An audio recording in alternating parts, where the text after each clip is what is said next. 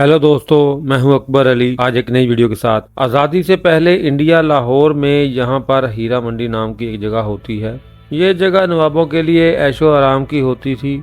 यहाँ पर रईस और बिगड़े हुए नवाबजादे नाच गाना देखने तवाइफों के पास आया करते थे। तवाइफों का असूल थोड़ा अलग होता है। हीरा मंडी में जब एक लड़की जवान होती है तो इसका मुजरा करवाया जाता है, जिसमें बहुत सारे नवाब बोली लगाते हैं और जो नवाब सबसे ज्यादा बोली लगाता है वो हमेशा के लिए इस लड़की का साहिब और वो लड़की इसके लिए तवाइफ बन जाती है। अब बात है 1920 की, जहां पर हीरा मंडी के शाही महल की हजूर यानी के मालकन होती है रेहाना जान। रेहाना जान कुल मिलाकर 3 बहनें होती हैं, खुद रेहाना जान, मलका जान और वहीदा जान। ये सभी तवाइफें थी और इसके चलते मलका जान एक लड़के को जन्म देती है। और एक रोज जब मलका जान सो रही होती है तो इनकी बड़ी बहन और शाही महल की हजूर रेहाना जान इनका बच्चा उठा लेती है और किसी नवाब को दे देती हैं। हीरा मंडी का यही असूल था कि अगर लड़की पैदा हुई तो वो हीरा मंडी में रहेगी और बड़े होकर तवाइफ बनेगी, और अगर लड़का पैदा हुआ तो इसे हीरा मंडी से बाहर भेज दिया जाएगा। और जब ये बात मलिका जान को पता चलती है कि रेहाना आपा ने इनका बेटा इनसे छीनकर इनसे अलग कर दिया है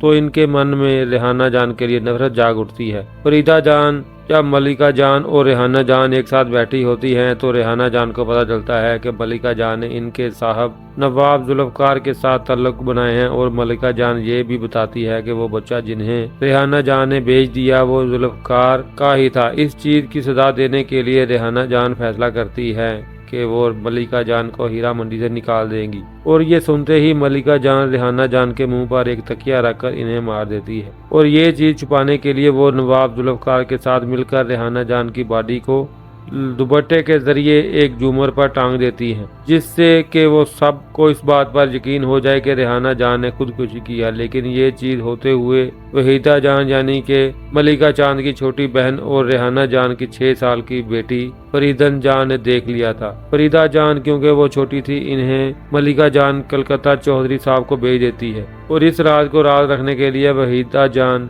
मलिका जान से ख्वाबगाह इनके नाम करवाने का बोलती है। ख्वाबगाह शाही महल के बिल्कुल बगल में ही एक कोठी ही होती है। शाही महल के बगल में ही एक साइड पर होती है, और वहीदा जान चाहती थी अगर इन्हें ये राज पाना है तो मलिका जान को ये ख्वाबगाह इनके नाम करनी होगी। और फिर जब एक दिन वही फरीदा जान ख्वाबगाह के कागज लेकर मलिका जान के पास लाती हैं इनके दस्तखत लेने के लिए, तो मलिका जान मना कर देती हैं और नवाब जुल्फकार इसी पेन से फरीदा जान का चेहरा काट देते हैं, जिसकी वजह से इनके चेहरे पर यह कट हमेशा के लिए लग जाता है। पुलिस केस की जांच परख करने के लिए मलिका जान को जेल में बंद कर देती है और केस की फाइल बना देती है। लेकिन नवाब जुल्फकार इंस्पेक्टर को 1.5 सारी रिश्वत देते हैं, जिससे वो मलिका जान को छुड़वा लेते हैं और इस फाइल को भी मलिका जान को दे देते हैं, जिससे कि वो केस वहीं पर बंद हो जाता है। अब यहाँ से कहानी 25 साल बाद शिफ्ट होती है, जहाँ पर हीरा मंडी के हजूर होती है मलिका जान की 2 बेटियां होती हैं, बिब्बो जान जो कि ऑलरेडी एक तवाइफ बन चुकी होती है जिसके साहिब का नाम होता है नवाब औली, और दूसरी आलमजेब जो कि बड़ी हो चुकी है और इनकी तवाइफ बनने की बारी आने वाली होती है। मलिका जान की बहन वहीदा जान आज भी इस उम्मीद में होती है कि कब वो इनके नाम करेंगी। मलिका जान की बेटी आलमजेब तवाइफ नहीं बनना चाहती थी।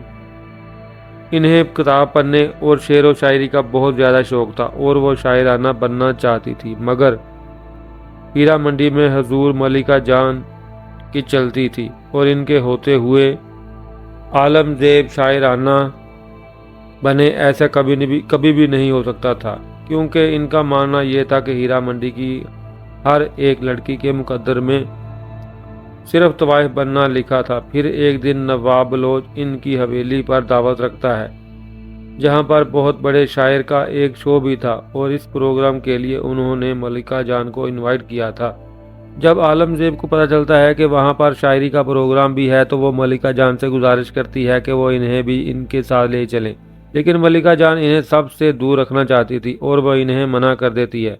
लेकिन आलमजेब चुपके से मलिका जान के साथ नवाब बलोच की हवेली चली जाती है और वहीं पर आलमजेब की मुलाकात होती है नवाब बलोच के बेटे ताजदार से, और पहली मुलाकात में ही दोनों एक दूसरे से मोहब्बत करने लगते हैं। वापस आने पर मलिका जान आलमजेब को पकड़ लेती है और इन्हें पता चल जाता है कि आलमजेब चुपके से शायरी का प्रोग्राम देखने गई थी।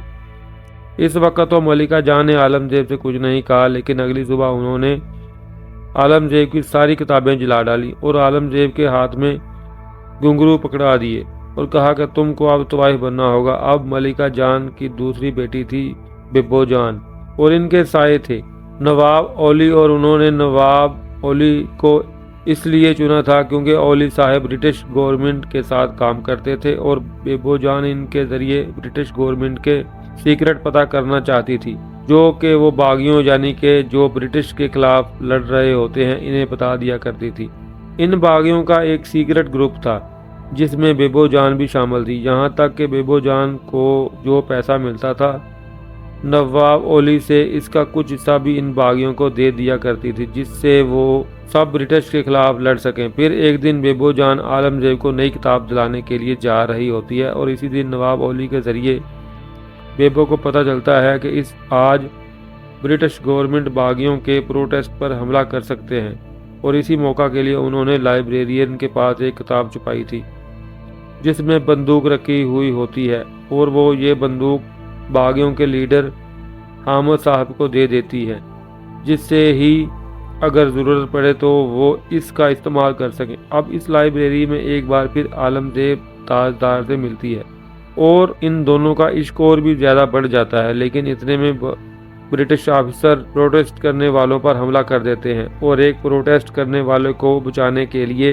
ताजदार वहां पर पहुंच जाता है, लेकिन वो ब्रिटिश ऑफिसर ताजदार पर बंदूक तान लेता है, मगर पीछे थे हामिद साहब बिब्बो जान की दी हुई बंदूक से इस ब्रिटिश ऑफिसर को मार गिराते हैं। इस अफरा तफरी के बाद अगले दिन ताजदार फैसला करते हैं कि वो भी इन बागियों के सीक्रेट ग्रुप में शामिल होगा, लेकिन क्योंकि वो नवाब बलोच का बेटा था तो हामिद साहब इससे मना कर देते हैं, क्योंकि ये सारे नवाब ब्रिटिश के साथ मिलकर काम किया करते थे और इनके लायल थे।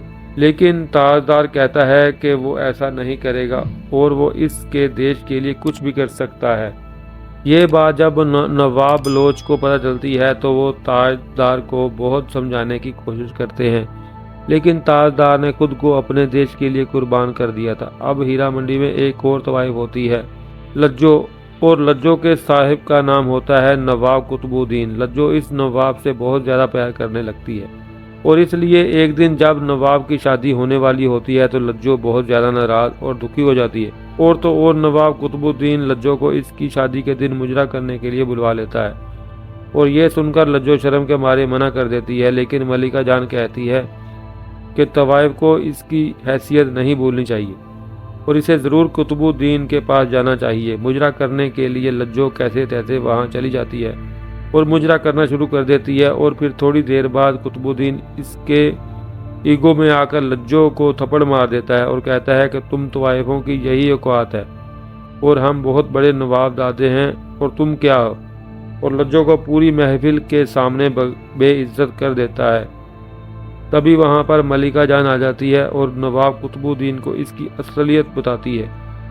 वो कहती है कि वो एक नवाब नहीं बल्कि इसकी नस्लों में तवाइफों का खून दौड़ रहा है। ये सुन के कुतुबुद्दीन मलिका जान पर हाथ उठाता है, लेकिन मलिका जान इसका हाथ वहीं पर पकड़ लेती है और बताती है कि 25 साल पहले रेहाना जान ने जिस बेटे को इनसे छीना था वो तुम ही हो। ये सुनकर कुतुबुद्दीन दंग रह जाता है और मलिका जान और लज्जो वहां से चली जाती हैं। रास्ते में घोड़ा गाड़ी में धक्का लगता है जिसकी वजह से लज्जो आगे की तरफ गिर जाती है और इसके सर पर गहरी चोट लग जाती है और वो वहीं पर मर जाती है। हीरा मंडी पहुंचने के बाद लज्जो का क्रियाकर्म होता है। वो तभी वहां पर आती है फरीदा जान, जो कि हुबहू इसकी मां रेहाना जान जैसी लगती है। इसे देखकर मलिका जान घबरा जाती है क्योंकि वो समझ गई थी कि अब फरीदा जान हीरा मंडी से इसका हक को और मलिका जान से बदला जरूर लेगी। अगले दिन की सुबह मलिका जान को कोर्ट में जाना होता है ख्वाबगाह के केस के सिलसिले में, क्योंकि इसके ऊपर ये इल्जाम लगा था कि उन्होंने ख्वाबगाह के मालिक नवाब को अपनी खूबसूरती दिखाकर चालाकी से ख्वाबगाह को अपने नाम करवाया है। कोर्ट में मलिका जान अपनी चालाकी का इस्तेमाल करके केस जीत लेती है, लेकिन फिर वो इसके बाद इससे भी बड़ी चाल चलती है। वहीदा जान बहुत खुश थी कि अब ख्वाबगाह इनके नाम होने वाली है, लेकिन वो ख्वाबगा को अपने अरशाद से नवाब की बीवी को यूं ही दे देती है। ये देखकर वो बहुत खुश होती है और अब इसके मन में भी मलिका जान के खिलाफ नफरत जाग उठती है। और क्योंकि शाही महल और ख्वाबगा बिल्कुल आसपास में ही थे, तो शाम को नवाब की बीवी मलिका जान को सलाम करती है। लेकिन जब मलिका जान पलटकर वो सलाम कबूल करने जाती है तो वो देखती है कि वहाँ पर फरीदा जान होती है और बिना बाप की बेटी ने ख्वाबगा को फरीदा जान के नाम करवा दिया है। जिसने ख्वाबगा को फरीदा जान के नाम करवा दिया है, फरीदा जान ने ये इनके कलकत्ता के चौधरी साहब की दौलत का इस्तेमाल करके करवाया था। अब मलिका जान और भी ज्यादा होशियार हो गई थी, क्योंकि धीरे धीरे फरीदा जान इनके बहुत करीब आने लगी थी। फिर अगले दिन उस्ताद ख्वाबगा में जाते हैं फरीदा जान से मिलने के लिए, और फरीदा जान उस्ताद से पूछती हैं कि क्या मलिका जान का कोई दुश्मन है जिससे कि वो दुश्मन के साथ मिलकर मलिका जान को बर्बाद कर सके। उस्ताद बताता है कि हाँ, एक दुश्मन है, पुलिस ऑफिसर कार्टराइट। तो ये पुलिस अफसर कार्टराइट एक दिन मलिका जान से मिलने गया था, जहाँ पर इसने मलिका जान को बहुत सारे पैसे ऑफर किए थे कुछ तवाइफों को इनके यहाँ मुजरा करने के लिए। लेकिन मलिका जान ने वो ऑफर ठुकरा दिया था, जिसके बाद से कार्टराइट ने फैसला किया था कि वो अपनी इस बेइज्जती का बदला एक दिन जरूर लेगा। उस्ताद फरीदन जान को आलमजेब के बारे में भी बताता है कि किस तरह से आलमजेब तवाइफ नहीं बनना चाहती, जहाँ तक कि वो एक नवाब ताजदार से मोहब्बत भी करने लगी है। फरीदा जान कहती है कि आलमजेब मलिका जान से बदला लेने के लिए बहुत कम आएगी। इसके बाद नवाब ओली साहब के हवेली पर बहुत बड़ी दावत होती है, जिसमें जाने के लिए आलमजेब भी जिद करती है, क्योंकि इस दावत में शहर के बड़े बड़े नवाब आने वाले होते हैं और वो इस उम्मीद में होती है कि शायद वहाँ पर ताजदार भी यहाँ आए। बेबो जान आलमजेब को ले जाने के लिए तैयार हो जाती है। इस दावत में ओली साहब ने फरीदा जान को भी बुलवाया था और वहाँ पर फरीदा जान ने बेबो जान के सामने सीधे सीधे नवाब ओली को अपना साहब बनाने की बात कर देती है कि ये देखते हुए बेबो जान साहब को वहां से ले जाती है। इस दावत में फरीदा जान आलमजेब से भी पहली बार मिलती है और आलमजेब को साथ ही कहती है कि वो ताजदार से और भी ज्यादा इश्क करे। फिर फरीदा जान फैसला करती है कि वो इसकी ना तो ट्राई करवाएगी, जिससे कि वो तवाइफ बन सके और नवाब ओली को हथिया सके। हथ उतरवाई के लिए हर लड़की को हीरा मंडी के हजूर के पास जाना होता है, यानी कि मलिका जान के पास। मलिका जान फरीदा जान से पूछती है कि क्या तुम कुंवारी हो। फरीदा जान मना कर देती है और फैसला करती है कि वो जरूर ख्वाबगा में जाएगी, जहां पर लाहौर के सारे नवाब आएंगे। लेकिन मलिका जान खुद के होते हुए ऐसा कभी भी नहीं होने देगी, इसलिए वो फैसला करती है इस रात बेबो जान का आखिरी मुजरा रुकवाएंगी, क्योंकि हीरा मंडी में जब भी किसी तवाइफ का आखिरी मुजरा होता है तो सारे नवाब वहीं बढ़ जाते हैं। और इसी के चलते फरीदा जान मुजरे में एक भी नवाब नहीं आएगा। और होता भी ऐसा ही कि बेबो जान के आखिरी मुजरे के लिए सारे नवाब शाही महल में ले जाते हैं और फरीदा जान ख्वाबगा में अकेली पड़ी रहती है। मलिका जान और फरीदा जान में दुश्मनी और भी ज्यादा बढ़ रही होती है, इसलिए फरीदा जान कार्टराइट के पास जाती है और इससे कहती है कि वो रेहाना जान का 25 साल पुराना केस फिर से खोल दे, जिससे कि मलिका जान को सजा हो। अगले दिन नवाब जुल्फकार मलिका जान से मिलने के लिए जाते हैं, क्योंकि इन्हें पता चल गया था कि फरीदा जान कार्टराइट के साथ मिलकर रेहाना जान का केस फिर से खुलवाना चाह रही है। लेकिन कार्टराइट के बहुत ज्यादा ढूंढने पर भी वो फाइल को रजिस्ट्रेशन में कहीं भी नहीं मिलती भी क्योंकि 25 साल पहले वो फाइल तो नवाब जुल्फकार ने रिश्वत देकर पुलिस इंस्पेक्टर से ले ली थी और मलिका जान को दे दी थी, और मलिका जान ने वो फाइल वहीं फरीदा जान को दे दी थी। और जब मलिका जान पूछती है कि वो फाइल कहाँ पर है तो वहीं फरीदा जान झूठ बोल देती है कि उन्होंने वो फाइल इसी वक्त जला दी थी। मलिका जान सुनते ही चैन की सांस लेती है, क्योंकि इन्हें लगा कि अब जब जल चुकी है तो केस कभी खुलेगा ही नहीं। फिर एक दिन फरीदा जान इनके साहब को इनकी बेटी शमा के साथ इश्क लड़ाते हुए देख लेती है, और ये बात वो मलिका जान को बताती है कि ये बिल्कुल भी सही नहीं। लेकिन मलिका जान कहती है हीरा मंडी को नवाबों की जरूरत है, वो तुम हो या तुम्हारी बेटी, इससे फर्क नहीं पड़ता। ये बात सुनते ही पानी फरीदा जान के सर के ऊपर से निकल जाता है और वो ख्वाबगाह में फरीदा जान के पास चली जाती है और कहती है कि वो कार्टराइट के सामने गवाह बनने के लिए तैयार है। लेकिन कार्टराइट फरीदा जान से पूछता है कि क्या तुमने देखा था इस रात मलिका जान को रेहाना जान को टांगते हुए, तो फरीदा जान कुछ नहीं बोलती। और जब कार्टराइट वहां से चला जाता है तो फरीदा जान मलिका जान से पूछती है कि आपने कुछ बोला क्यों नहीं, तो वो कहती है कि ये बोलने की कीमत होगी। ख्वाबगाह यानी कि वो गवाह बनने से पहले ख्वाबगाह को अपने नाम करवाएगी। इसके बाद मलिका जान इनके नुकरानी सत्तो और पत्तों की बेटी साइमा को गाना गाते हुए सुन लेती है, और कोई नुकरानी इनकी बेटी से ज्यादा अच्छा गाना गाए इनको मंजूर नहीं था। इसलिए वो फैसला करती है कि वो साइमा को तवाइफ बनाकर बेच देंगे। लेकिन साइमा इस चीज के लिए तैयार नहीं होती क्योंकि वो इकबाल से प्यार करती थी। तो मलिका जान कह देती है कि अगर इकबाल 15 दिन में 10,000 रुपए लाकर दे देगा तो वो साइमा को नहीं बेचेंगी। लेकिन 15 दिन में इतनी बड़ी रकम देना लगभग नामुमकिन था। तो आलमजेब जो कि साइमा के दोस्त थी, मलिका जान से कह देती है कि वो अगर साइमा और इकबाल को एक दूसरे से शादी करने देंगी तो वो मुजरा करने के लिए तैयार हो जाएगी, यानी तवाइफ बनने के लिए तैयार हो जाएगी। मलिका जान ये बात मान लेती है और आलमजेब की मुजरे के लिए बड़े बड़े नवाबों को शाही महल में बुलाती है।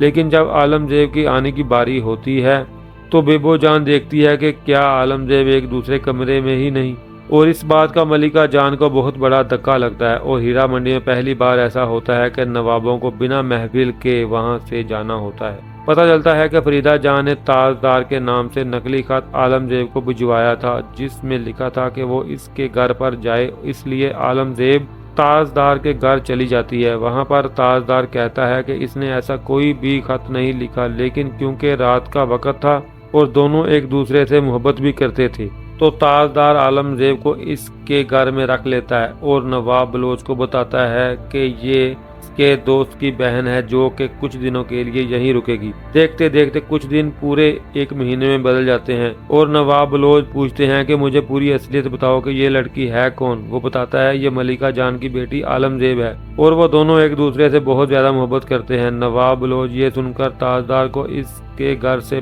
बेदखल कर देते हैं, लेकिन ताजदार के नाम पर अमरूद हवेली थी जो कि इसकी मां ने इसके नाम पर की थी। तो वो दोनों वहां पर जाकर रहने लगते हैं। इसी हवेली में ताजदार बागियों के साथ मिलकर आगे क्या करना है इसका प्लान बनाता है। दूसरी तरफ हीरा मंडी में वही फरीदा जान पुलिस जनरल हैंडरसन के लिए मुजरा करने के लिए जा रही होती है और इनके साथ होती है बेबो जान। जनरल हैंडरसन मुजरा के पूरा मजा उठा रहे होते हैं, लेकिन तभी फिर बेबो जान अपने हुस्न से जनरल हैंडरसन को वहां से बहा ले जाती है और ये बात वहीदा जान को बिल्कुल भी हजम नहीं होती। और इसी गुस्से में वहीदा जान इनका सामान लेकर फरीदन जान के यहाँ ख्वाबगाह में रहने के लिए चली जाती है और फरीदा जान से कहती है कि मैंने आज भी ये रेहाना जान की फाइल संभाल कर रखी हुई है। और ये सुनते ही फरीदा जान बहुत ज्यादा खुश हो जाती है और वहीं वहीदा जान से कहती है कि वो फाइल इसको लाके दे।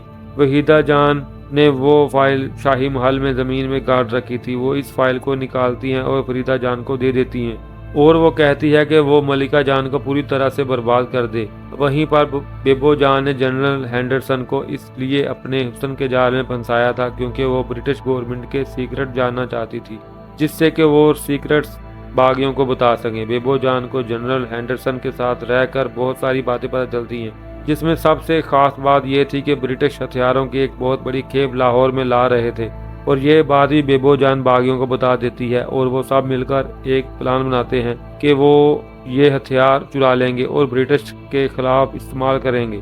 जब ये सारे बागी वो हथियार चुराने के लिए जाते हैं तो इनमें से एक इन्हें धोखा दे देता है, जिसकी वजह से वो मुसीबत में पड़ जाते हैं, लेकिन जैसे तैसे फिर भी वो वहां से बच के निकल जाते हैं। इसी बीच मलिका जान कुछ दिन के लिए नवाब जुल्फकार के पास जाती हैं, जिससे कि वो फाइल से फरीदा जान के खिलाफ कुछ ऐसी चीज निकलवा सकें जिसका इस्तेमाल करके वो इसे ब्लैकमेल कर सके। और नवाब जुल्फकार अपने कनेक्शन का इस्तेमाल करके पता लगा लेते हैं कि फरीदा जान ने बहुत लोगों को लूटा है और फ्रॉड किए हैं और इनके खिलाफ बहुत सारे मुकदमे चल रहे हैं। मलिका जान ये सबूत लेकर फरीदा जान के पास जाती है और कहती है कि अगर उन्होंने फरीदा जान रेहाना जान की फाइल पुलिस को दी तो वही सबूत भी पुलिस में दे देगी, जिससे कि इसको उम्र कैद हो जाएगी। ये सुनते ही बाजी पलट जाती है और फरीदा जान कार्टराइट से इनका केस वापस ले लेती हैं, लेकिन वो कहती हैं कि अब आप अपनी तरफ से केस चालू रखें और इसके बदले वो बागियों का पता कार्टराइट को बता देती है, जो कि अमरूद हवेली होता है। और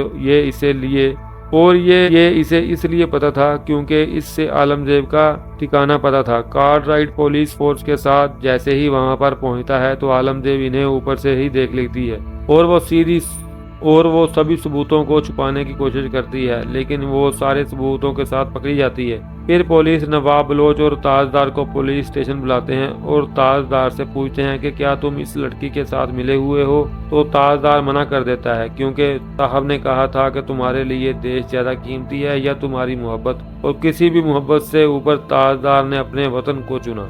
अब आलमगीर जेल में बंद था और इसके छुड़ाने के लिए मलिका जान वहां पर जाती है और कार्टराइट को मौका मिल चुका था मलिका जान से बदला लेने का। मलिका जान कार्टराइट को पैसे जेवर सब कुछ देती है, लेकिन कार्टराइट नहीं मानता और कहता है कि इसे मलिका जान की इज्जत चाहिए। और इसके बाद कार्टराइट बाकी लोगों के साथ मिलकर मलिका जान का इस्तेमाल करता है और बिलाखिर आलमगीर को जेल से छोड़ देता है। और फिर कुछ दिनों बाद ताजदार इसकी दादी के साथ हीरा मंडी जाता है आलमगीर का हाथ मांगने के लिए, और आखिर में मलिका जान जैसे तैसे मान जाती है और शादी की तैयारियां शुरू हो जाती हैं। लेकिन नवाब बलोच को ये मंजूर नहीं था कि इसके खून में किसी तवाइफ का खून मिले, इसलिए वो कार्टराइट को फोन करके बता देता है कि इसका बेटा एक बागी है और वह इसको पकड़ ले जाएं। जिसके बाद कार्टराइट ताजदार को बहुत ज्यादा तशद्दुद का निशाना बनाता है सारे बागियों का नाम बताने के लिए, लेकिन ताजदार कुछ भी नहीं बताता और वो इंकलाब जिंदाबाद के नारे लगाते लगाते मर जाता है। वहीं दूसरी तरफ जनरल एंडरसन एक स्पीच दे रहे होते हैं जिसमें बेबो जान भी बैठी हुई होती हैं, और बेबो जान फैसला करती हैं कि वो सब के सामने जनरल हेंडरसन को गोली मार देगी, और वह ऐसा करती है जिसके बाद पुलिस इसे पकड़ लेती है और अगले दिन ब्रिटिश गवर्नमेंट बेबो जान को मारने का ऑर्डर देती है। अब इस वक्त तक सबको समझ आ गया था कि आपस में लड़ने से कुछ नहीं होने वाला, असल दुश्मन तो ये ब्रिटिश गवर्नमेंट है। और हीरा मंडी की सारी तवाइफें फैसला करती हैं कि वो मिलकर एक साथ ब्रिटिश सरकार के खिलाफ एक मोर्चा निकालेंगी। तभी उस्ताद एक मंसूबा लेकर आलमगीर के पास आता है और कहता है कि वो मोर्चे वाले दिन कार्टराइट को तुम्हारे पास भेजेगा, वो इसलिए कि कार्टराइट को इसके साथ ताल्लुक बनाना था। और उस्ताद आलमगीर को एक बंदूक देता है और कहता है कि जब कार्टराइट के पास आएगा तो इसे गोली मार देना, जिससे कि इसका ताजदार का बदला पूरा हो जाएगा। और आलमगीर ऐसा ही करती है। इधर ब्रिटिश गवर्नमेंट बेबो जान को गोली मार देती है और बेबो जान पहली तवाइफ बनती है जो कि वतन के लिए शहीद हुई है। ये इन तवाइफों की कहानी थी जिन्होंने भारत देश की आज़ादी में हिस्सा लिया था, लेकिन तवाइफ होने की वजह से सब लोग इनकी ये कुर्बानी को भुला देते हैं। तो दोस्तों, इसी के साथ आज की स्टोरी खत्म होती है। वीडियो अच्छी लगी हो तो चैनल को लाइक करें, सब्सक्राइब करें। मिलते हैं नेक्स्ट वीडियो में।